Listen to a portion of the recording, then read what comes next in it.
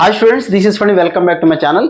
JEE Main 2024 సంబంధించిన result ఎప్పుడు వస్తుంది, అడ్వాన్స్ ఎగ్జామ్స్ సంబంధించి మన అప్లికేషన్స్ ఎప్పుడు పెట్టుకోవచ్చు ఏంటి అనేది ఈ వీడియోలో మీతో డిస్కస్ చేస్తాం. అసలు రిజల్ట్ అంటే ఏం వస్తుంది అనేటువంటిది కూడా మీకు ఈ వీడియోలో డిస్కస్ చేస్తాను. ఇది చెప్పడానికన్నా ముందు అడ్వాన్స్ సంబంధించి మ్యాథమెటిక్స్ క్రాష్ కోర్స్ మీకు కావాలి అనుకుంటే దానికి సంబంధించిన లింక్ అయితే కింద డిస్క్రిప్షన్లో ఇవ్వడం అయితే జరిగింది.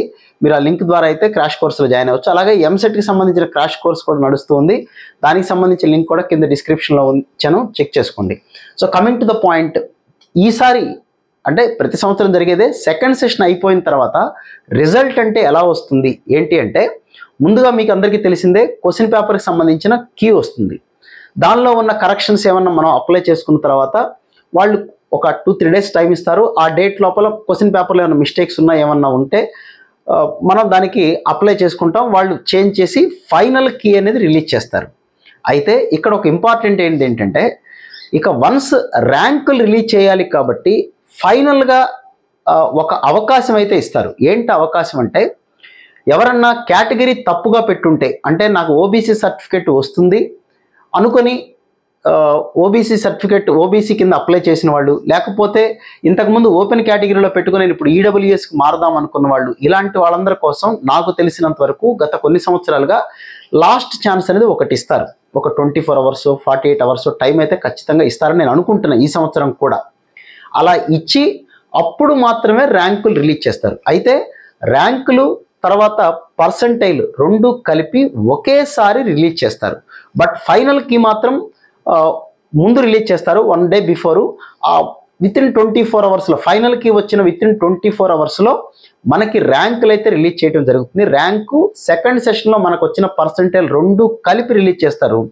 మీరు ఫస్ట్ సెషన్లో ఎలా అయితే మీరు డౌన్లోడ్ చేసుకున్నారో మీ పర్సంటైల్ని, ఇక్కడ స్కోర్ కార్డ్ అంటారు. ఆ స్కోర్ కార్డ్లోనే ఓపెన్ కేటగిరీ కట్ ఆఫ్ ఎంత, ఈడబ్ల్యూఎస్ కట్ ఆఫ్ ఎంత, అన్ని కట్ ఆఫ్లు వస్తాయి. మీకు ఫస్ట్ సెషన్లో వచ్చిన పర్సంటైల్ ఎంత, సెకండ్ సెషన్లో వచ్చిన పర్సంటైల్ ఎంత, ఏది హైయెస్ట్ ఉంది, దాని ప్రకారం మీ ర్యాంక్ ఎంత, ఆ ర్యాంక్ ఓపెన్ కేటగిరీలో ఎంత, సిఆర్ఎల్ అంటారు కామన్ ర్యాంకింగ్లో ఎంత, అలాగే ఓబీసీలో మీ ర్యాంక్ ఎంత, ఈడబ్ల్యూఎస్ వాళ్ళైతే ఈడబ్ల్యూఎస్లో మీ ర్యాంక్ ఎంత, ఎస్సీ కేటగిరీ అయితే ఎస్సీ కేటగిరీ ర్యాంక్ ఎంత, ఇవన్నీ కూడా ఒకే రోజున రిలీజ్ చేయడం అయితే జరుగుతుంది. అయితే ఎప్పుడు వస్తాయి ఈ రిజల్ట్ అనేది అంటే, వాళ్ళు ఒక జేఈ అడ్వాన్స్కి సంబంధించిన వెబ్సైట్లో లేటెస్ట్గా వాళ్ళు దానికి సంబంధించిన అప్డేట్స్ అయితే ఇవ్వటం అయితే జరిగింది.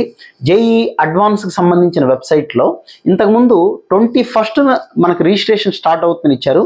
ఇప్పుడు లేటెస్ట్గా online registration for JEE advance 2024కి సంబంధించి Saturday April 27th evening 5 o'clock నుంచి స్టార్ట్ అవుతుందని ఇచ్చారు. క్లియర్గా వాళ్ళు క్లియర్గా మెన్షన్ చేశారు. చూడండి, ఇక్కడ April 27th ఈవినింగ్ 5 o'clock నుంచి అడ్వాన్స్ ఎగ్జామ్కి మీరు అప్లై చేసుకోవచ్చు అన్నారు. అంటే దాదాపుగా April 27th రిజల్ట్స్ వస్తాయి అనేటువంటిది అంచనా. అంటే మార్నింగ్ రావచ్చు, ఎర్లీ మార్నింగ్ రావచ్చు, 26th నైట్ కూడా రావచ్చు. జనరల్గా ఎర్లీ మార్నింగ్ కానీ అట్లాగే వస్తూ ఉంటాయి. నా ఉద్దేశం April 27th మార్నింగ్ అయితే రిజల్ట్ రావడానికి అయితే అవకాశం ఉంది. రిజల్ట్ అంటే ఇంక్లూడింగ్ ర్యాంకులతో సహా వచ్చేస్తాయి. మీ కేటగిరీ ర్యాంక్ కూడా అందులోనే ఉంటుంది, కట్ ఆఫ్ కూడా అందులో ఉంటుంది, మీరు అడ్వాన్స్ ఎగ్జామ్కి ఎలిజిబుల్లా కాదన్న విషయం కూడా అందులోనే ఉంటుంది.